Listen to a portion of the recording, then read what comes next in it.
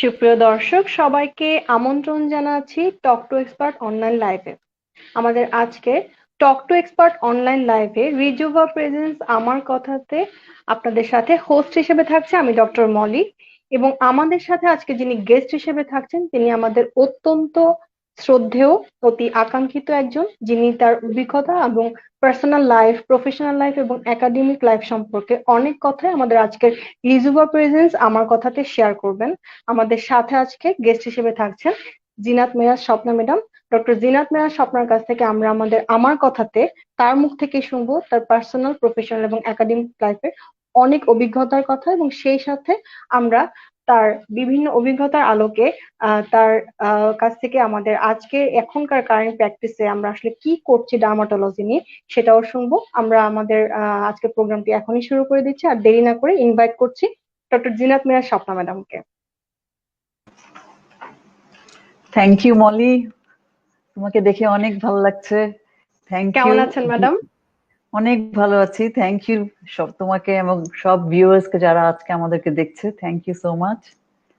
জি madam, আমাদের আজকের যে আমরা আমাদের লাইভটি আয়োজন করেছে টক টু এক্সপার্ট, এবং আমাদের আজকের লাইভের যে আমাদের আজকের স্পন্সর করেছেন রিজুভা প্রেজেন্স আমার কথা। এবং আমার কথাতে সবসময় ম্যাডাম আমরা চেষ্টা করি যে যে ডক্টররা বা যারা আমাদের সাথে জয়েন করেন তাদের আসলে সবসময় আমরা কিছু গদ বাঁধা কথা সবসময় বলি, বাট আমরা চেষ্টা করি যে তাদের পার্সোনাল লাইফটা যেটা আমাদের অজানা থেকে যায় অনেক সময়, যে আমরা আসলে জানি না যে তার ছোটবেলাটা কেমন ছিল, বা তার একাডেমিক লাইফটা কেমন ছিল, বা তার প্রফেশনাল জার্নিটা কতটা আপস এন্ড ডাউনস ছিল, এই বিষয়গুলো আমরা বরাবরই দেখা যাচ্ছে যে আলোচনায় অতটা আসা হয় না, বা কোনো একটা গ্যাদারিং এ হয়তো বা আলোচনা হয় কিন্তু কখনো দর্শকরা জানতে পারে না। তো এই উদ্দেশ্যে ম্যাডাম আমার কাছে মানে প্রথমে আপনার কাছে যে প্রশ্নটা থাকবে যে যদি একটু কারেন্ট প্র্যাকটিসের আলোকে আসি, যে এখন যেহেতু করোনার সময় এবং কোভিড-19 এর সিচুয়েশন, তো প্র্যাকটিসটা ম্যাডাম কিভাবে করা হচ্ছে? বেশি কি রোগী সামনাসামনি দেখা হচ্ছে কিনা, বা ওভার দা ফোনে দেখছেন কিনা, বা টেলিমেডিসিনটা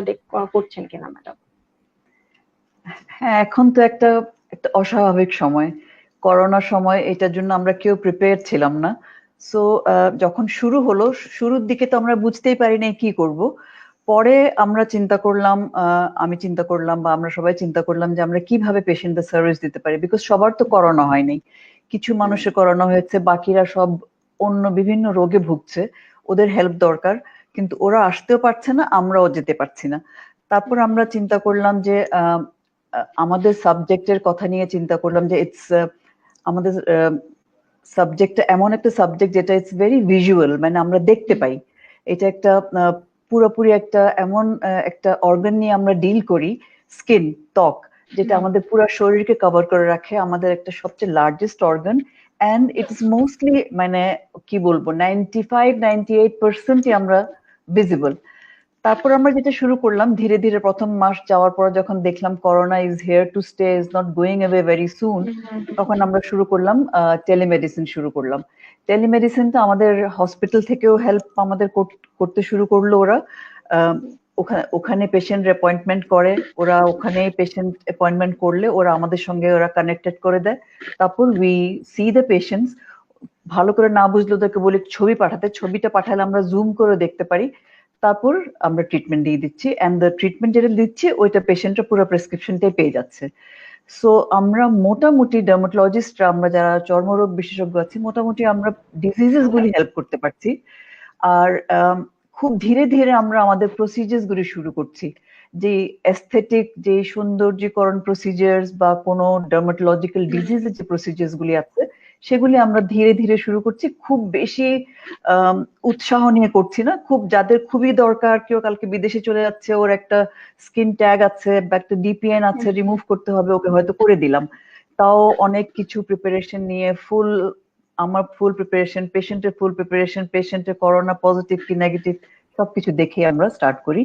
সো এইভাবে আমরা করছি। অ্যান্ড আমার মনে হয় আমি আই এম কোয়াইট স্যাটিসফাইড পেশেন্টদেরকে যে আমরা ওভার দ্য টেলিমেডিসিন করে করছি। আর আস্তে আস্তে কিন্তু, হ্যাঁ, আস্তে আস্তে যেহেতু এখন একটু রিল্যাক্স হয়েছে, করোনা কিন্তু কমে নাই, we should be still very careful, কিন্তু আমরা একটু একটু আমরা হসপিটালও যেতে শুরু করেছি। Like two days a week বা 3 days a week আমরা শুরু করেছি যাওয়াটা। হয়তো অল্পক্ষণ থাকি, অল্প সময় থাকি, কিন্তু শুরু করেছি। So the process has started. So but পেশেন্টরা আমরা আর কি সব ধরনের মেজার নিয়েই যাচ্ছি যদি যেতে হচ্ছে, এবং সব মেজর ধরনের নিতেই মেজার হবে, নিয়েই পেশেন্টকে দিচ্ছি। আচ্ছা, এবং মেজর পেশেন্ট সব নিতে হবে। স্যাটিসফ্যাকশনটাও কি ম্যাডাম, টেলিমেডিসিনে পেশেন্ট স্যাটিসফ্যাকশন লেভেলটাও কি মানে থাকছে আপনাদের, মানে যেরকম ফিজিশিয়ানদের যে স্যাটিসফ্যাকশনটা থাকছে, পেশেন্টরাও কি মানে হ্যাপি যে তারা এভাবে দেখাতে পেরে ট্রিটমেন্ট নিতে পারছে? এখন পর্যন্ত পেশেন্টরা হ্যাপি, বিকজ ওরা তো ওরা আমার একটা ধরেন একটা ফাঙ্গাল ইনফেকশন, সেটার জন্য হুম আমাদের কাছে দূর দূরান্ত থেকে আসতে হয়, এসে হুম চেম্বারের সামনে বসে থাকতে হয়, তারপর দেখাতে হয়। It's lot of hassle. তো হুম হুম এইসব জিনিস যদি আমরা ওনাদেরকে সলভ করে দিই, এন্ড পেশেন্ট যখন ফলো আপে এসে বলে যে আমরা ভালো আছি এন্ড ভালো হয়, তখন দে রিয়েলি ট্রাস্ট করে, এবং বাই ওয়ার্ড অফ মাউথ ওর কাছ থেকে শুনে আরো 2-3 জন পেশেন্ট এসে যাচ্ছে। সো ওকে এখন প্রায় আমি যেরকম 6 hours a day আমি পেশেন্ট দেখি এখন, হুম হুম বাসায় হুম। বসে। বাসায় বসে, যেদিন হসপিটালে যাই না। তো এই বিষয়টা আসলে কিন্তু গুরুত্বপূর্ণ যে আসলে পেশেন্ট স্যাটিসফ্যাকশন লেভেলটাও মানে ডক্টরের সাথে একই ভাবে, এবং আমার কাছে মনে হয় যে আমরা যত ডক্টরের সাথে কথা বলছি তার মধ্যে ডার্মাটোলজি ডিপার্টমেন্টেই সবচেয়ে বেশি ডক্টররা এগ্রি করেছেন যে telemedicine is good for the dermatology department আসলে, বিকজ ভিজুয়াল মিডিয়ার মাধ্যমে আসলে আমরা দেখতে পাচ্ছি। হ্যাঁ, ডক্টর মনে জানেন, এই টেলিমেডিসিন টেলিমেডিসিনটা কিন্তু অনেক বছর থেকে ডার্মাটোলজিতে চলছে। আমরা অ্যাওয়্যার ছিলাম না, জানতাম না, কিন্তু এটা অনেক বছর থেকে চলছে, বিকজ স্কিন তো ভিজুয়াল অর্গান। সো হুম। স্কিনের ডার্মাটোলজিতে টেলিমেডিসিন কিন্তু অনেক আগে থেকেই চলছে।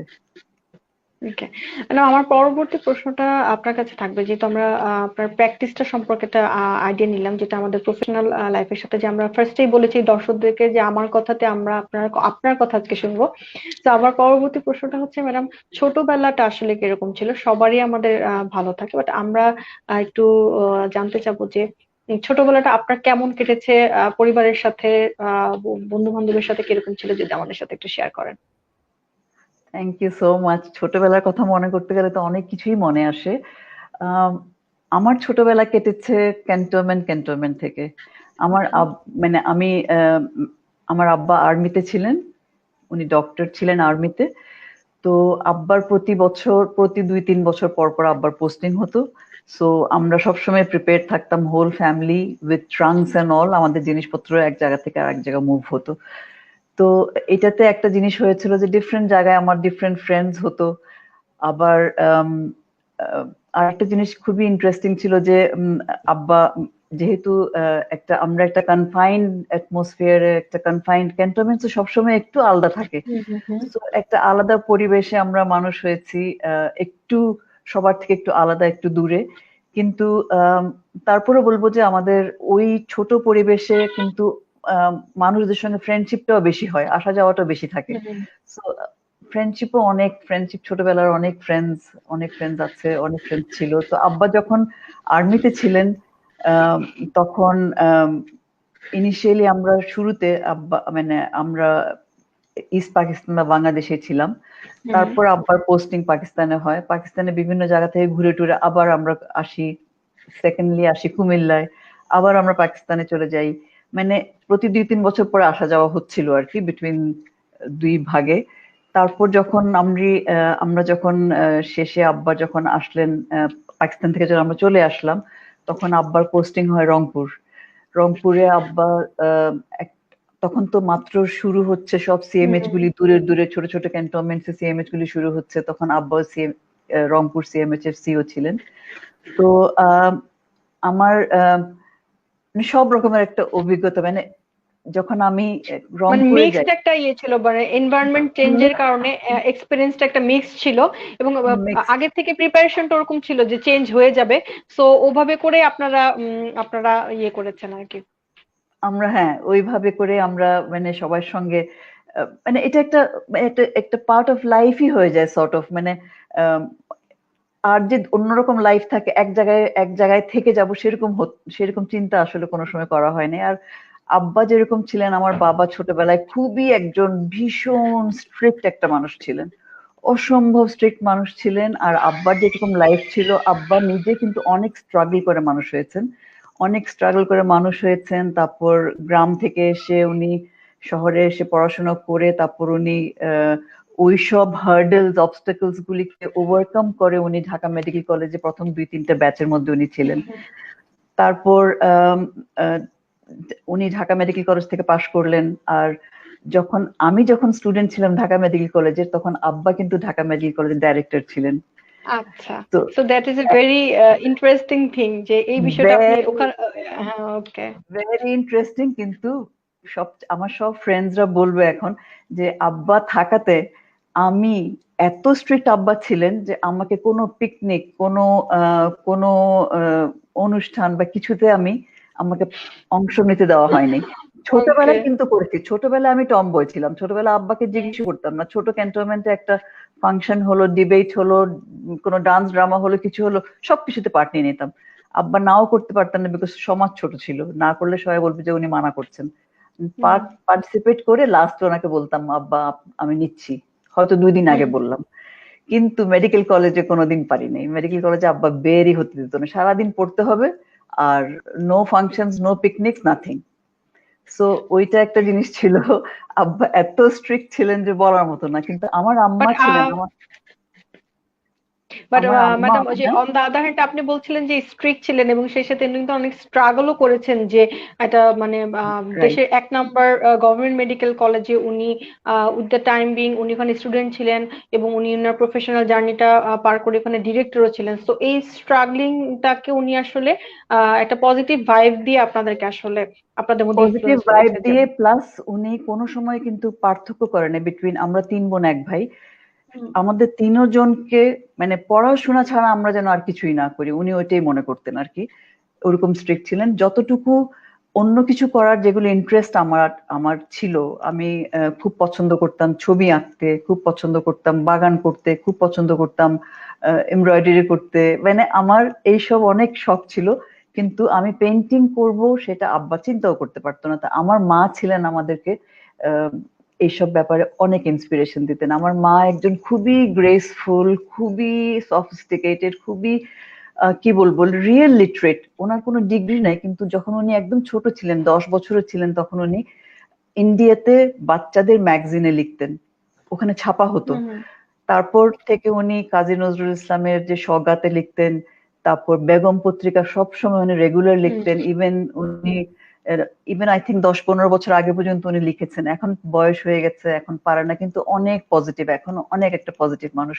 তো আম্মা আমাদেরকে নিয়ে নিয়ে গিয়ে পেইন্ট কিনে দিতেন, আম্মা আমাদেরকে নিয়ে নিয়ে গিটার ক্লাসে নিয়ে যেতেন, আম্মা আমাদেরকে ছবি আঁকা শিখাতেন। আব্বা আসলে আমরা লুকায় রাখতাম, আম্মা আমাদেরকে এনকারেজ করতো। So it's always a balance actually.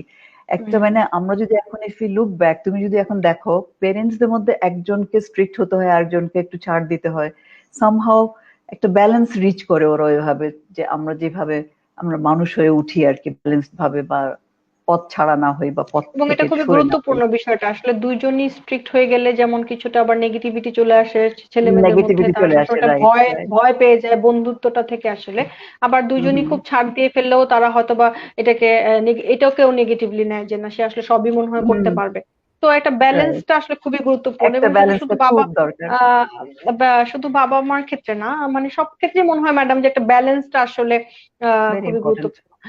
So madam আপনার এমবিবিএস জার্নির পরে আমরা সবসময় দেখি যে গায়নোকোলজিস্ট হতে চাওয়ার ইচ্ছা থাকে মহিলাদের অধিকাংশ সময়, এবং ওই সময়টাতে বিশেষ করে আপনাদের যে সময়টা ছিল, এখন হয়তো বা অনেকেই অনেক সাব ডিভিশন গুলোতে যাচ্ছেন, যেমন হ্যাঁ হেমাটোলজিতে হ্যাঁ যাচ্ছেন হ্যাঁ কেউ হ্যাঁ। বা অঙ্কোলজিতে খুব যাচ্ছেন। But in hmm. That time আসলে গায়নোকোলজিটা খুব চর্চা ছিল যে ওইটাতেই সবাই যাবে, যারা মেয়ে মেয়ে মেয়ে মানুষ মেডিকেলে পড়া মানেই হচ্ছে তারা গায়নোকোলজিস্ট হবে। মাইনের বাট গাইনোকোলজিস্ট হওয়া।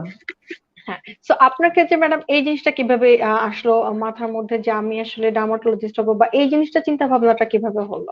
বিকজ আমি আসলে আপনার প্রোগ্রামটাতে আপনার এই উত্তরটা নিচ্ছি এই জন্য যে অনেকেই আসলে ডার্মাটোলজিস্ট এখন হতে চায়, যেরকম ভাবে ছেলেরা সেরকম ভাবে মেয়েরা। তো তাদের আসলে প্রেফারেন্সেসটা কি হওয়া উচিত, বা তাদের উৎসাহটার জায়গা থেকে আসলে আপনি যদি বলেন আমাদেরকে। আসলে আমি ডার্মাটোলজিস্ট ডাইরেক্টলি হইনি।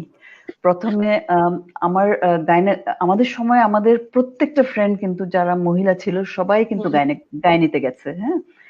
তো আমি যেটা করলাম, আমার 5th ইয়ারে যখন আমাদের ওয়ার্ড করতে হতো, গাইনি ওয়ার্ডে বা গাইনি ওটিতে, আমার খুব খারাপ লাগতো, বিকজ অনেক রক্তপাত হতো, বা একটা কেমন জানি একটা একটা একটা নর্মাল লেবার দেখতেও আমার কষ্ট হতো। আই ডোন্ট নো, আমার খুবই কষ্ট হতো, আমি দেখতে পারতাম না, এত রক্ত রক্ত দেখতে পারতাম না। সো যখন আমি পাশ করি, পাশ করার পরে যখন আমি আমি সবাই গেল গাইনিতে, আমি গেলাম মেডিসিনে। আমাদের সময় কিন্তু 6 মাস একটা সাবজেক্ট করতে হতো, বাকি সবগুলি 1 মাস করে করতে হতো ইন্টার্নশিপের সময়। আমি তখন চুজ করলাম medicine, and I was the only lady in medicine. আর সব সব আশেপাশে সব পুরুষ। কিন্তু ভালোই হতো, ভালোই মানে আমি মহিলা হিসাবে অনেক সুবিধাও নিতাম। লাইক একটা আমার 6 মাসের মেডিসিনের মধ্যে একটা স্পন্টেনিয়াস নিউমোথোরাক্স আসছিল। সবাই ইয়ে কম্পিট করছিল কে করবে ওটা, কে রিলিজ করবে। আমি বললাম যে আমিই করবো। সো আমাদের স্যার প্রফেসর বললেন যে ঠিক আছে, ওকেই দাও। সো এরকম আমি কিছু সুবিধা পেয়েছি যেগুলো আমি হাতে করতে পেরেছি, অন্যদেরকে দেয় নাই, স্যারে করতে আমাকে দিল। তো মেডিসিন করার পরে দেন পেডিয়াট্রিক্সে গেলাম। 1 মাস পেডিয়াট্রিক্স করতে হতো। পেডিয়াট্রিক্স যখন গেলাম তখন পেডিয়াট্রিক্স স্যার আমাকে খুবই আদর করতে শুরু করলেন। ওনাকে সবাই বাংলাদেশে চিনে, প্রফেসর শাহাদাত হোসেন। এত আদর করলেন উনি যে তুমি খুব ভালো, খুব ভালো। আমি তো গলে গেলাম, গলে গিয়ে ভাবলাম যে পেডিয়াট্রিক্সই করবো, স্যারের জন্য হলেই করব। উনি আমাকে এত আদর করলেন, এত ভালো বললেন সবাই সামনেই। তো আমি পেডিয়াট্রিক্স শুরু করলাম। আমার 2-3 বছর, 3.5 বছর পেডিয়াট্রিক্সে ট্রেনিং করলাম অনারারি। কিন্তু আমার মন বসে না, মন বসে না, বিকজ আমি দেখি যে একটা ফ্যামিলিতে এটা কেমন একটা, তুমিও হয়তো খেয়াল করলে হয়তো খেয়াল করবা যে পুরো ফ্যামিলিতে হয়তো সব মেয়ে, একটা ছেলে বাচ্চা হয়েছে, ওই হুম। ছেলেরই দেখা যায় লিউকেমিয়া হয়, ওই ছেলেরই দেখা যায় লিম্ফোমা হ্যাঁ, হয়। ডিফারেন্ট, হ্যাঁ হ্যাঁ। আশ্চর্য, হ্যাঁ। তো আমি আবার এত আপসেট হয়ে যেতাম এসব বাচ্চাদের দেখে, অসুস্থ বাচ্চা দেখে আমি ভীষণ আপসেট হতাম। সামহাও আমার মন টানতো না যে আমি কোনো রকমের পেডিয়াট্রিক্স করি। 3-4 বছর করার পরে আমি পেডিয়াট্রিক্স থেকে বের হয়ে আসলাম। বের হয়ে আসার পর আমার স্যার অনেক রাগ করলো আমার সঙ্গে, উনি 2-3 বছর আমার সঙ্গে কথাই বলেনি। বের হয়ে আমি 2-3 ডিপার্টমেন্টে ঘুরলাম। তারপর যখন আমি দেখলাম ডার্মাটোলজিতে আসছি, তখন আমার খুব ভালো লাগলো। সামহাও যে কোনো সাবজেক্টে তোমার ভালো করতে হলে you have to have the একটা ন্যাচারাল, একটা ইনস্ট্যান্টলি একটা একটা বন্ডিং হয় থাকবে, এবং একটা ওটা সাবজেক্টের অ্যাটাচমেন্ট সঙ্গে। একটা আসলে খুব তাড়াতাড়ি হয়ে যায় আসলে তখন। তাড়াতাড়ি হয়ে যায়, হ্যাঁ। আমি স্কিনে যখন আসলাম তখন আমার স্কিনটা এত ভালো লাগলো যে আমি, আমার কিন্তু অনেক গ্যাপ হয়েছে, তোমাদের মতন আমি খুব হুম তাড়াতাড়ি করতে পারি নাই, বিকজ হুম আমার বিয়ে হলো, আমার বিয়ে হয়েছে কিন্তু মেডিকেল সেকেন্ড ইয়ারে। হুম সো হুম। আমার হাজবেন্ড চিটাগং, আমি ঢাকা চিটাগং, ঢাকা চিটাগং করি। তারপর একটা ডিফিকাল্ট সময়, হ্যাঁ। তারপর যখন পাশ করলাম, পাশ করার পরে আমি চিটাগং গেলাম। চিটাগং গিয়ে আমার শ্বশুর বাড়ির লোকজন ছিল, শ্বশুর শাশুড়ি ছিলেন, ওনারা অনেক সাপোর্ট দিয়েছেন। আদারওয়াইজ আমি আসলে মেডিকেল এই যে সেকেন্ড ইয়ারের পর থেকে অনেক মানুষই কিন্তু ছেড়ে দেয় বিয়ে হয়ে গেলে আমাদের সময়। তারপর ওইটা কমপ্লিট করার পরে যখন চিটাগং গেলাম, সবাই সাপোর্ট পেয়ে, আমার হাজবেন্ড আমাকে অনেক সাপোর্ট করেছে, বিকজ আমি সেকেন্ড ইয়ারে বিয়ে হয়েছে। তারপর থেকে আমি পড়ছি, আসা যাওয়া করছি। হি ওয়াজ ভেরি সাপোর্টিভ। আসলে সাপোর্ট তো লাগেই, পেরেন্টস এর সাপোর্ট, হাজবেন্ডের সাপোর্ট, শ্বশুরবাড়ির সাপোর্ট, সবাই সাপোর্ট না হলে নেগেটিভিটি আসলে হয় না। সো সবাই সাপোর্ট পেয়ে আমি তারপর চিটাগং এ আসলাম। চিটাগং এ ইন্টার্নশিপ শেষ করার পর আমার ছেলে হলো। আমার ছেলে, বড় ছেলে, একটু সিক থাকতো ছোটবেলায়, সিক থাকতো। ওর সিকনেসটা আমরা ইনিশিয়ালি বুঝতে পারতাম না। He had calf equivalent asthma, যেটা হুম। শুধু কাশি হিসেবে আসতো, কিন্তু অ্যাজমার কোনো সিমটমস ছিল না। সো ফাইনালি আমার ডায়াগনোসিস হতে হতে, তালুকদার স্যার অনেক আগের আমাদের প্রফেসর, ওনার বইটই আছে, উনি ডায়াগনোস করলেন কিন্তু ভালো করে বুঝাই দিলেন না। পরে আমি ওনাকে আবার, আমাদের আরেকজন টিচার ছিলেন পেডিয়াট্রিক্স এর, ওনাকে দেখালাম। উনি তখন বললেন this is calf equivalent asthma, হ্যাঁ। তারপর থেকে আস্তে আস্তে ওকে ডিল করছি। তারপর ও যখন by the time he was 10 years old, তখন কিন্তু আমি আস্তে আস্তে আমার পড়াশোনার দিকে আসতে শুরু করলাম, হ্যাঁ। ওকে। তখন I had my second son. So আমার সেকেন্ড ছেলের উপর দিয়ে আমি 3টা ডিগ্রি করলাম। রেখে আমি আহ, ওকে রেখে আমি ফার্স্ট ব্যাংকক গেলাম 1 বছর। ওকে। আমার আমার ইনস্টিটিউট আর তহিদা এরিনের ইনস্টিটিউট সেম, আমরা দুজন একই জায়গা থেকে পাশ করেছি। ওখান থেকে পাশ করার পরে তারপর দেশে আসলাম। দেশে এসে অনেক স্ট্রাগল, আমাদের ডিগ্রি রিকগনাইজ করতে চায় না, এইটা সেটা অনেক ঝামেলা, অনেক যেটাকে বলে এলবোয়িং, অনেক মানুষে পিছাতে চাইছে আমাদেরকে। তারপর আমি বললাম যে না, আই হ্যাভ টু ডু, এখানকার ডিগ্রি আমায় করতে হবে। তারপর আমি এমসিপিএস করলাম, আল্লাহর রহমতে একবারে শেষ হলো। তারপর এফসিপিএস করতে গেলাম, পার্ট 1টা একবারে করলাম। যেদিন পাশ করলাম সেদিন আমার রেজাল্ট দেখে I took the flight back to Chittagong. আমার ছেলে আমার জন্য রাত, ওই দিন ফ্লাইট দেরি হলো, আমি পৌঁছাইছি বোধহয় ভোর 3টায় পৌঁছাইছি। ও বেচারা ঘুমাই গেল, কিন্তু ও জেগেছিল আমার জন্য। যখন বাসায় ঢুকি তখন দেখি প্রত্যেকটা দরজায় সে লিখে রাখছে ডিফারেন্ট ল্যাঙ্গুয়েজে, সে তখন জাস্ট ছোট 3-4 বছরের, লিখে রাখছে ব্রেভিসিমো, কনগ্রাচুলেশন, সব জায়গায় লিখে লিখে প্রত্যেকটা দরজায় লেখা। এবং সে আমাদের সঙ্গে ঘুমাতে চেষ্টা করতো সবসময়। সেদিন সে নিজের বিছনায় ঘুমালো, আমাকে প্রত্যেকটা দরজায় ওইটা লিখে সে বেচারা ঘুমায় গেল। সে জানে না যে তারপর 2 বছর আমি আবার ওর থেকে চলে যাব দূরে। ইটস ভেরি ডিফিকাল্ট আসলে একটা মেয়েদের জন্য Okay. এই জার্নিটা খুবই এত খুবই ডিফিকাল্ট। ডিফিকাল্ট, খুবই মানে ডিফিকাল্ট। আমরা সারাক্ষণ we go through sense of guilt, যে বাচ্চাকে সময় দিই নাই। আবার আমার ছেলে যে পিচ্চিটা, যে মোটু সটু ছিল, সে বেচারা এত খুশি যে আমি পাশ করছি, সে তো বুঝে নেয় যে আমি ওর থেকে আবার আলাদা হয়ে যাব। আবার ঢাকায় এসে পড়তে শুরু করলাম, ছোট একটা রুমে, একটা অফিস, আমার হাজবেন্ডের একটা অফিসে ছোট্ট একটা রুমে পড়তাম। আমার মা বাবা থাকেন উত্তরায়, তো এত দূর থেকে আসা যাওয়া করে করা যাবে না পিজিতে। ওই রুমে বসে বসে আমি পড়তাম একা একা। তো আমার পিচ্চিটা স্কুলে যাওয়ার সময় একটা টেক্সট লিখতো, going to school, coming back from school, এইভাবে একটাকে টেক্সট করতো। ধীরে ধীরে টেক্সট গুলি কিন্তু আস্তে আস্তে কমতে শুরু করলো। তারপর তো তো তারপর তো আমি আসলাম, বাচ্চাগুলি ম্যাডাম, যেহেতু অনেক এই ডিফিকাল্ট, প্রশ্নটা মেয়েদের জন্য অনেক ডিফিকাল্ট। এই টার্মটা চলে এসেছে, তো আমরা যদি একটু জানি যে আপনার দুইজন ছেলে এখন কোথায় আছে বা তারা কি করছে? আমার বড় ছেলে সে এখন ইঞ্জিনিয়ারিং পাশ করে সে হি গট এ, কি বলে এটাকে, পিআর পেয়েছে, he is gone to Australia. আর ছোট ছেলে মাত্র পড়াশোনা শেষ করলো, হি ইজ ইন কানাডা। দুইজন ওকে। দুই টাইম জোনে। ওকে ম্যাডাম, আমরা আমাদের অনুষ্ঠানে এই পর্যায়ে আমাদের সাথে একজন জয়েন করবে। আমরা একটু তার কাছ থেকে তারও কিছু বক্তব্য আমরা শুনবো। আমারই খুব পরিচিত একজন, আমি তার কাছ থেকেও একটু আপনার ব্যাপারে শুনবো। আমরা আমাদের একটু ওয়েট করি, আমাদের সাথে একজন এখনই জয়েন করবে।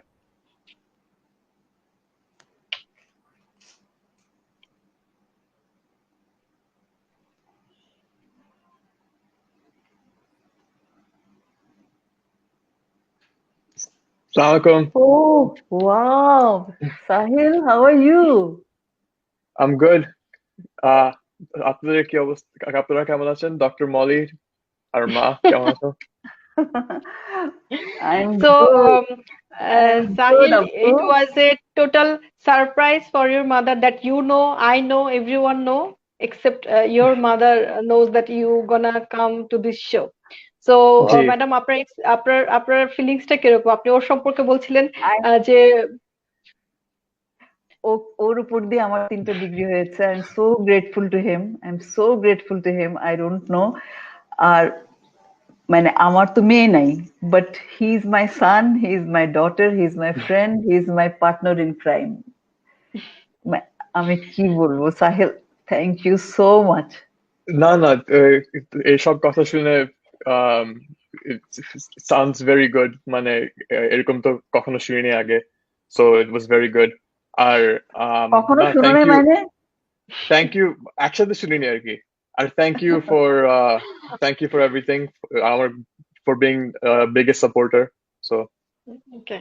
So Sahil, I have a question for you that G how you feel proud of your mother, that I know. So how much you feel proud of your mother? So she was describing you and your brother in the show in last couple of minutes. জি না, I So think are you proud? হ্যাঁ, of course I'm very proud of my mother. আমার মনে হয় আমার মা অনেক বেশি হাম্বল, বেশি বেশি কিছু নিজের ব্যাপারে বলে না or দেখায় না, but she has a lot of credentials, a lot of experience, তো এইসব I think আরো দেখানো উচিত। কিন্তু আমার মা অনেক কিছু করেছেন। আর আম, আহ, মানে দেখা- দা- she's shown by example that মহিলারা মানে অনেক কিছু করতে পারে, it doesn't matter পুরুষ আর মহিলা। মানে আমার মা দেখাতে পারছে ডিফারেন্সটা that করা উচিত না এরকম। আমার মা দেখাতে পারছে যে মানে career wise অনেক কিছু করেছেন, plus as a mother also. So Sahil, আমার একটা থ্যাংক ইউ কোশ্চেন ফর তোমার সেইং কাছে দ্যাট। আছে যে এই যে তোমাকে রেখে 3টা ডিগ্রি উনি নিয়েছেন উনি বলছেন, তো ওই টাইমটাতে তুমি কি খুব মিস করতে সেই জিনিসটা কি এখন তোমার কাছে মনে হচ্ছে যে না, দ্যাট ওয়াজ ওর্থ ফর, যেই মানে যেই যেই তুমি হয়তো বা লোনলি ফিল করেছো sometimes, so is it worth for right now what you feel? না, অবশ্যই মিস করেছিলাম, কিন্তু I think it's worth it because আমার আম্মা দেখাইতে দেখাইতে পেরেছেন আমাদেরকে দ্যাট মানে career also important, very important, মানে একটা ব্যালেন্স রাখা উচিত, আর দোনোটা ফোকাস করা উচিত।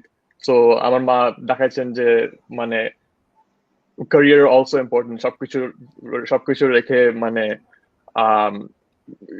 ফোকাস করা উচিত আর কি, এন্ড ডিফারেন্ট প্রায়োরিটিস সবকিছু মেনে রাখা উচিত। তো এটা মানে আমাদেরকে শিখাচ্ছেন, সো দ্যাটস ভেরি ইম্পর্টেন্ট।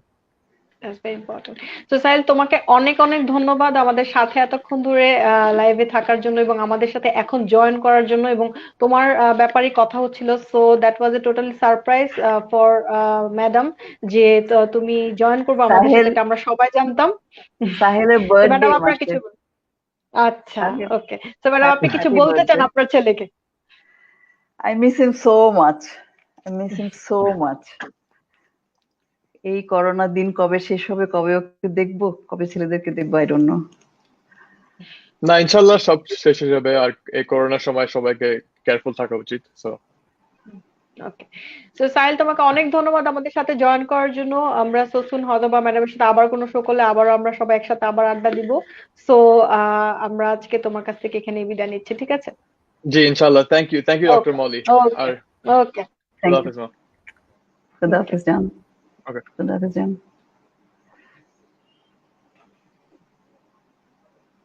এই মাসে ওর সো ম্যাডাম, বার্থডে। ও, so she is a Virgo. He is So Virgo. the Virgo, okay. So the thing, madam, যেহেতু আপনি আগে আমাদেরকে এক্সপ্রেস করেন যে how you felt to see him in the show.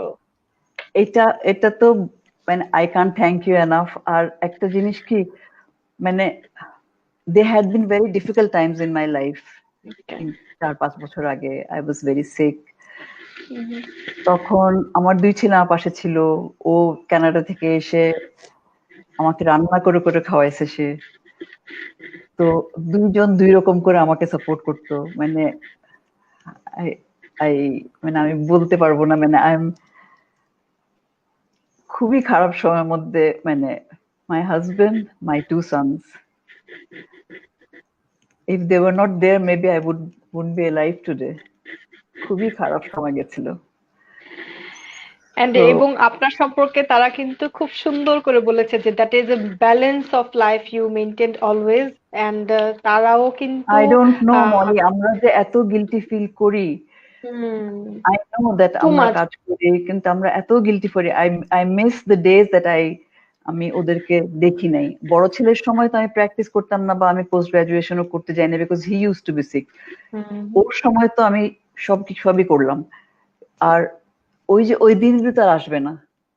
না, এখন হয়তোবা তারা বড় হয়ে গেছে, দূরে চলে গেছে, হয়তোবা ওকেশনালি আসবে বা কোনো একটা ফাংশন থাকলে বা কোনো মানে অন্য কোনো ওকেশন আসবে, বাট ওই যে একটা সময়, যে সময় মার পিছে ঘোরার বা মার সাথে সারাক্ষণ থাকার যে বিষয়টা ছিল, এখন হয়তোবা ওরকমটা আর কখনোই আসবে না। তো এই জিনিসটার গিলটি ফিলিংসটা আমার মনে হয় না যে ম্যাডাম আরো অনেক কিছু করে ফেললেও হয়তোবা এটা থেকেই যাবে, কারণ এই জিনিসটা আসলে মারাই মনে হয় মিস করে, কারণ বাচ্চারা আসলে মারাই যেহেতু মারাই মাকে, মিস করে, মারাই হ্যাঁ, মিস কারণ করে এটা। বাচ্চারা যেহেতু পায়নি, তারা তো তাদের এন্ড থেকে মাকে সাকসেসফুল দেখে হ্যাপি থাকে, কিন্তু মারা আসলে ফিল করে যে তাদের আসলে কিরকম কষ্ট হয়েছিল ওই সময়টা বাচ্চাকে রেখে আসলে দূরে থাকার বিষয়টা আসলে খুবই এই গিল্টি ফিলিংসটা আসলে অন্য কাউকে এক্সপ্রেস করাও সম্ভব না। করা সো ম্যাডাম, সম্ভব যেহেতু না। ব্যালেন্সের বিষয়টা ও বলছিল বারবার যে মা খুবই সুন্দর করে ব্যালেন্স করেছে এবং সে প্রাউড ফিল করে জিনিসটাতে, আমরা মেয়েরা, আমরা যেহেতু আমাদের শোতে আসলে নারীদের একটা বিশেষ জায়গা থেকে কথা বলি, যে অনেকেই হাউস ওয়াইফ থাকেন, তাদেরকে আমাদের যথেষ্ট রেসপেক্ট, কারণ তারা সবচেয়ে গুরুত্বপূর্ণ ভূমিকাটি পালন অনেক করছেন যারা। বেশি কাজ করে ওরা, আমাদের চেয়ে ইয়েস, বেশি কাজ ইয়েস, করে আমার মনে হয়। ডেফিনেটলি, এটা আমি 100% শিওর, কারণ আমার কাছে মনে হয় যে আমাকে কেউ যদি কুক করতে বলে, তার থেকে আমার মনে হয় বাইরে গিয়ে কাজ করা আমার জন্য, আমি পার্সোনালি মনে করবো যে আমার জন্য ইজি। বাট আর যে কুক কুক ডিসিশনটা করা নেয়, এভরিডে করা, এভরিডে করা সো হ্যাঁ, ডিফিকাল্ট। তো আমি আমার মাকে দেখি যে এই জিনিসটা সে প্রতিদিন করছে, কোনো কোনো কমপ্লেন নেই, কিন্তু আমি বাইরে থেকে একটু কাজ করে এসে যদি জ্যামে থাকি রাস্তায় বা একটু দেরি করে বাসা আসে, আমার অনেক কমপ্লেন শুরু হয়ে যায় যে বাইরে অনেক গরম লাগছিল, এটা সেটা। তো সে যে প্রতিদিন দাঁড়িয়ে দাঁড়িয়ে আমাদের সবার খাবার মেক করছে, এই বিষয়গুলোতে আসলে তার কখনো আমি কমপ্লেন দেখি নাই। তো এই বিষয়টা থেকে যদি ম্যাডাম একটু আমাদেরকে বলেন যে আসলে ওয়ার্ক লাইফ এবং পার্সোনাল লাইফ ব্যালেন্সটা আসলে আমরা কিভাবে করতে পারি, বা আমাদের আসলে এই ব্যালেন্সটা কতটুকু করে সবাইকে যারা আমরা এডুকেশনালি স্ট্রং ব্যাকগ্রাউন্ড আছে, তারা যাতে সবাই আউট অফ দ্য হোম তাদের কিছু আহ, পরিচিতি তৈরি করে, সেই বিষয়টাতে যদি বলেন। আসলে ডক্টর মলে আমার মনে হয় মানে আমরা মেয়েরা we are much hmm stronger. আমরা কিন্তু অনেক স্ট্রং। আল্লাহ আল্লাহ আমাদেরকে স্ট্রং বানিয়েছে মেবি বিকজ আমরা সবকিছুই করি। হুম একটা পুরুষ, আমি যদি আমার সঙ্গে একটা পুরুষকে পাশাপাশি দেখি, যখন আমার একটা ফ্রেন্ড সে যখন নিজের ক্যারিয়ার ডেভেলপ করছিল, ও দিন রাত কিন্তু ক্যারিয়ার ওর ডেভেলপ করছিল। ওর ক্যারিয়ারই করেছে। ও 100টা অপারেশন করেছে, 100 ঘন্টা হসপিটালে থেকেছে। কিন্তু ওর পাশাপাশি আমি আমি আমি হসপিটালে গিয়েছি, আমি বাসায় এসেছি, বাসায় এসে বাচ্চাদেরকে টাইম দিয়েছি। বাচ্চারা হয়তো হয়তো আমি পেশেন্ট দেখছি, তখনই একটা ফোন আসছে যে তোমার বাচ্চা এখন বেবির জ্বর আসছে। হুম আমরা কিন্তু জাগল করি মেয়েরা। হুম we we are we are really strong. I feel we are really strong. ছেলেদের তুলনায় আমরা অনেক স্ট্রং বিকজ হুম আমরা আমরা সবকিছু উই আর মাদার্স।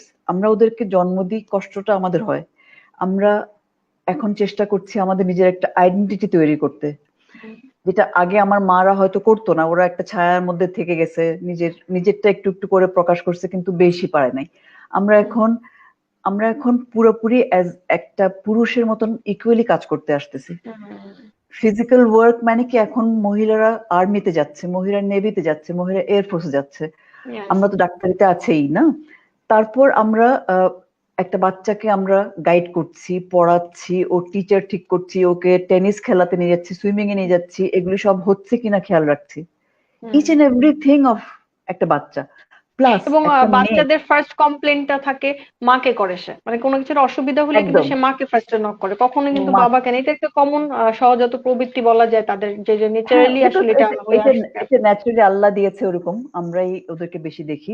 আরেকটা হুম জিনিস হলো যে বিইং এ ডক্টর মাদার, আরেকটা ঝামেলা। আরেকটা ঝামেলা মানে কি, বাচ্চাকে তুমি দেখো, আবার অসুখ যখন হয় তখন বাচ্চাদের বেশি অসুখ হলে মারাই তো ঘাবড়ে যাচ্ছে, হুম কিন্তু আমাকেই লিড নিতে হচ্ছে ওর ট্রিটমেন্টে। হুম বিকজ আমাকে ডিসিশন গুলো দিতে হচ্ছে। হ্যাঁ, ইনজেকশন দেন, হ্যাঁ ওকে অপারেশনটা করেন, ওর অ্যাপেন্ডিসাইটিস হয়েছে, ওকে নিয়ে যান অপারেশন করতে। ডিসিশন কিন্তু আমি দিচ্ছি বিইং আ মাদার। কতটুকু কষ্ট আমাদের, মানে হুম আমরা তারপর এট দ্য সেম টাইম কতটুকু স্ট্রং আমরা। So that makes us a better doctor hmm because আমরা মেয়েদের এমপ্যাথিটা বেশি ছেলেদের থেকে। আই ফিল দ্যাট আমাদের মেয়েরা অনেক বেশি একটা বাচ্চা পেডিয়াট্রিক্স পেশেন্টের সঙ্গে, পেডিয়াট্রিক্স ডিপার্টমেন্টে কাজ করলে একটা বাচ্চাকে আমরা বেশি বুঝি, একটা বয়স্ক মহিলাকে বেশি বুঝি, একটা বয়স্ক পুরুষকে বেশি বুঝি। বিকজ আমাদের মধ্যে ওই এমপ্যাথি, মানুষ জন্য ফিল করা, এটা খুব গড বেশি। গিফটেড থাকে। গড গিফটেড থাকে, প্লাস আমরা অ্যাকোয়ার করি ওভার দ্য ডেজ। আমরা মা হুম হই, আমরা বড় হই, প্রথমে মেয়ে থাকে, তারপর মা হই। সো আমরা বুঝি সব, আমাদের স্টেজেস গুলি, অনেকগুলি স্টেজ থ্রু দিয়ে পার করি আমরা। ট্রু। তো মানে এটা আসলে ভাষায় প্রকাশ করে পসিবল না। আসলে আমি মনে করি যে ছেলেরা যেরকম স্ট্রেস ফ্রি, মানে মাইন্ডলি আর কি, মানে মেন্টালি যেরকম স্ট্রেস ফ্রিলি একটা জায়গায় তার সব মানে এফোর্টটা দেখাতে পারে, ইন দ্যাট দ্যাট যদি ইকুয়ালি একটা মেয়েকে দেখাতে, তাকে অনেকগুলা ধাপ পার হয়ে আসতে হয়, তাকে কিন্তু ওই ধাপটা খুব অনেক ইজিলি জনকে না যে আগে একটা ইজিলি না, সময় ছিল আর মনে হয় অনেকজনকে মাঝখানের খুশি দিকে। রাখতে হয়। জি অনেকজনকে ম্যাডাম, খুশি মাঝখানে একটা রাখতে হয়। সময় ছিল যে হ্যাঁ উনি প্রেগনেন্ট, আচ্ছা ঠিক আছে ওকে কনসিডার করো বা একে। তো এখন আর কিন্তু সেটা হয় না। এখন এখন কিন্তু দেখা যায় যে ওকে সে প্রেগনেন্ট, আরে এটা তার সমস্যা, সে ডিল করবে কিভাবে সেটা দেখো এখন। বাট এটা তো হুম করতেই হবে, কারণ মানুষ আসলে হুম। অনেক রাশে আছে। এটা ওদেরও দোষ না রাইট। যারা কনসিডার করতে পারছে না, বাট মানুষ অনেক রাশে আছে, যে যার কাজটা উদ্ধার করে নেওয়ার চেষ্টাটা করছে। সো এখানে কে অসুস্থ বা কে বাসার প্রবলেম নিয়ে আছে সেটা নিয়ে খুব একটা মানে আমাদের সারাউন্ডিং সবাই ওরিড না। হুম হুম। তো আমরা ম্যাডাম আমাদের অনুষ্ঠানে এই পর্যায়ে আমাদের একটা ভিডিও আমরা দেখাবো সবাইকে, সবার উদ্দেশ্যে।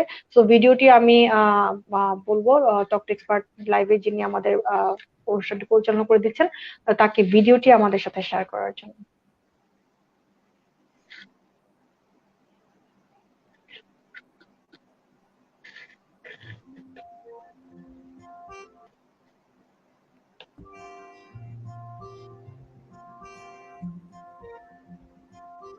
Oh, oh my God.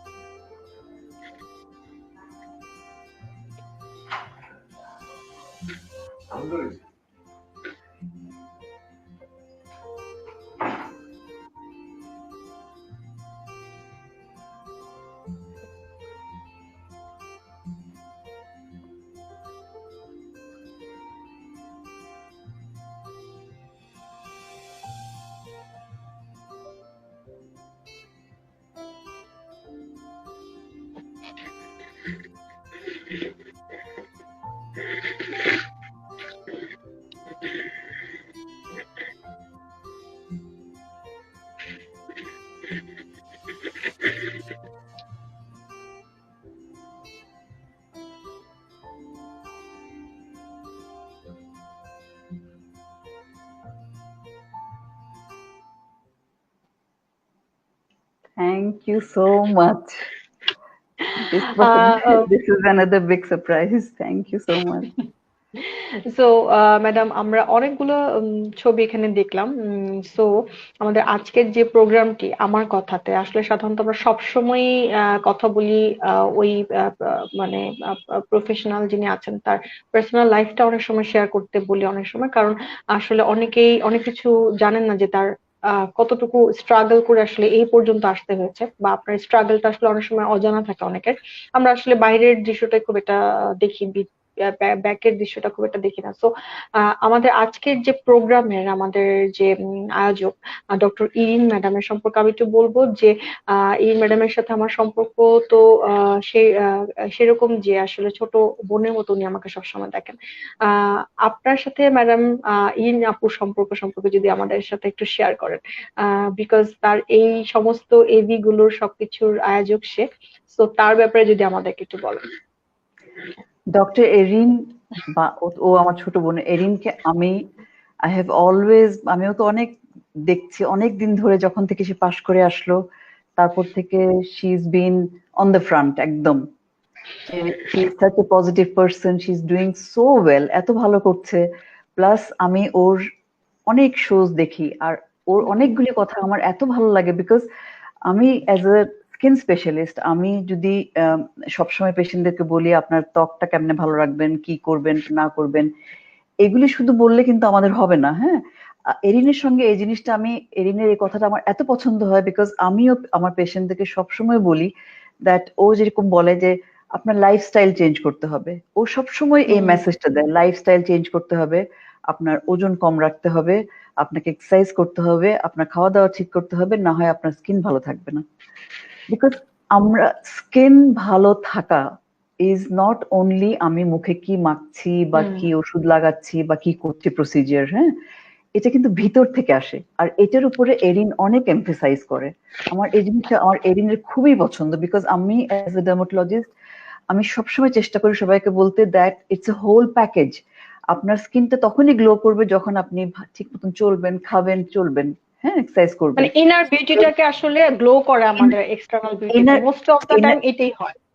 এটা আমরা ভুলে যাই বলতে, আমরা শুধু চিকিৎসার উপরে জোর দিতে থাকি। হ্যাঁ, এরিনের প্রায় প্রোগ্রামে এরিন কিন্তু এই মেসেজটা জনগণকে দেয়, and this is so important. এটা আমি খুবই পছন্দ করি ওর। প্লাস এত একটা পজিটিভ পার্সন, এত একটা মানে আমাদের ডার্মাটোলজিকে এত মানে she is contributing so much to dermatology, and ডার্মাটোলজিকে সে এত সুন্দর করে তুলে আনছে, এত সুন্দর করে সবাইকে শিখাচ্ছে, বলছে, জানাচ্ছে, and ওর মেসেজেস গুলি এত positive. So as a person and as a মানে we are from the same institute, so মানে আমি ওর সম্বন্ধে আর কি বলবো, মানে she has done justice to the subject, and সবাইকে সে অনেক অনেক অনেক অনেক অ্যাওয়্যার করছে, সেটা খুব দরকার আমাদের। ম্যাডাম আমাদের আমরা অনুষ্ঠানের শেষ পর্যায়ে আছি, তো আমাদের আজকের যেটা লাস্ট কি মেসেজ আমি আপনার কাছ থেকে জিজ্ঞেস করবো যে ভবিষ্যতে যারা ডার্মাটোলজিতে আসতে চায়, ইয়াং যে ডক্টররা রয়েছে বা এমবিবিএস রত অবস্থা রয়েছে বা ইন্টার্ন করছে, তারা অথবা ডিসিশন নিচ্ছে কি করবে কিনা স্কিনে তারা ডিগ্রি, বা তাদের সম্পর্কে ম্যাডাম আপনি যদি বলতে চান যে তাদের উদ্দেশ্য, আপনার উদ্দেশ্যে যদি কিছু বলেন আর কি। ডার্মাটোলজি এমন একটা সাবজেক্ট যে ডার্মাটোলজির মধ্যে অনেক বেশি ইটস এ ভিজুয়াল সাবজেক্ট। আমরা দেখি, চোখে দেখি। এখন যেই মানুষ যেসব মানুষের ভিজুয়াল প্রজেকশনটা যাদের ভালো, যারা ভিজুয়ালি দেখতে পায়, যাদের ফটোগ্রাফিক মেমোরি ভালো, তারা কিন্তু এই সাবজেক্টে ভালো করে বেশি।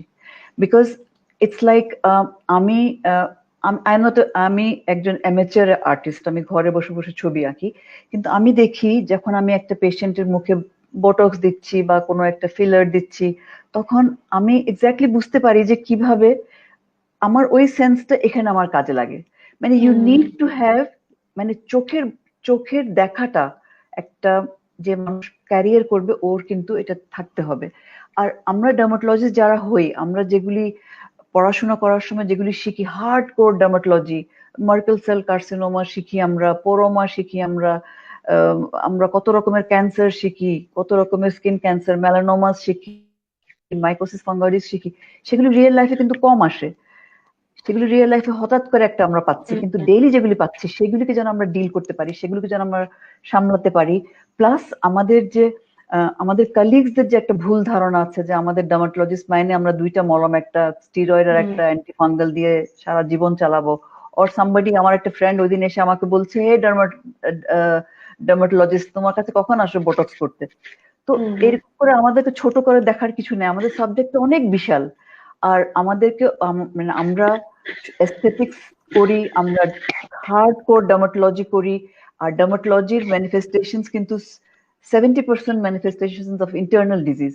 সো আমাদের মেডিসিনের ট্রেনিং করতে হয়। যেসব যারা আসবে আমাদের সাবজেক্টে, যারা প্ল্যান করছে, ওদের এই প্যাশনটা থাকতে হবে যে আমরা একটা মানুষকে মানুষ হিসেবে দেখবো, ওর ওর অসুখগুলিও দেখবো, ওর এস্থেটিক্স চাওয়াটাও আমরা পুরা করব। সো ইটস হোল, মানে দুই দিকে, মানে আমরা শুধু একটা পুরো একটা মানে পুরো প্যাকেজের মতন, পুরা মানে অনেকগুলি দিক আছে আমাদের সাবজেক্টের, কোন দিকটা ওরা বেশি এমফাসাইজ করবে, কিন্তু সবই জানতে হবে। It's not a very easy road, it's not a very easy road, because তোমাকে ট্রেনিং করতে হয় মেডিসিনে, তোমাকে মেডিসিন জানতে হয়, তারপর তুমি ডার্মাটোলজিতে আসতে পারছো। তো মানে প্যাশন থাকতে হবে ডার্মাটোলজির জন্য, মানে ইচ্ছাটা এবং আগ্রহটা দুইটাই থাকতে হবে। শুধু আসলে বিউটিফিকেশন পারপাসে যে না, হ্যাঁ আমি এটা অর্নামেন্টাল পারপাসে ডিগ্রি নিতে চাচ্ছি, that not that thing, but এটাকে আসলে ভিতরে আত্মস্থ করার একটা ইচ্ছা তাদের থাকতে হবে। ম্যাডাম আজকে আমাদের করার জন্য আসবো তা না আর কি। ইয়েস। তো ম্যাডাম আজকে অনেক ধন্যবাদ আমাদের সাথে এই লাইভটিতে জয়েন করার জন্য, এবং রিজুভা প্রেজেন্স আমার কথাতে আমরা আপনার কথা অনেক কিছু জানলাম, যেটা আমি অনেকদিন আগে আপনার সাথে আমি শো করেছিলাম, কিন্তু তখন পর্যন্ত আমি অনেক কিছুই জানতাম না, বাট আজকে আমি অনেক কিছু জানতে পারলাম এবং অনেক ভালো লাগলো আজকে কথা বলে ম্যাডাম। অনেক ধন্যবাদ আজকে আমাদের সাথে জয়েন করার জন্য। অনেক ধন্যবাদ মলি তোমাকে অ্যান্ড এক্সপার্ট লাইভ অনলাইনকে আমাকে ইনভাইট করার জন্য, প্লাস আমার ছেলের সঙ্গে দেখা করে দেওয়ার জন্য। Thank you so much. ভালো থাকবেন ম্যাডাম। ভালো থেকো, ভালো থেকো। Thank you so much.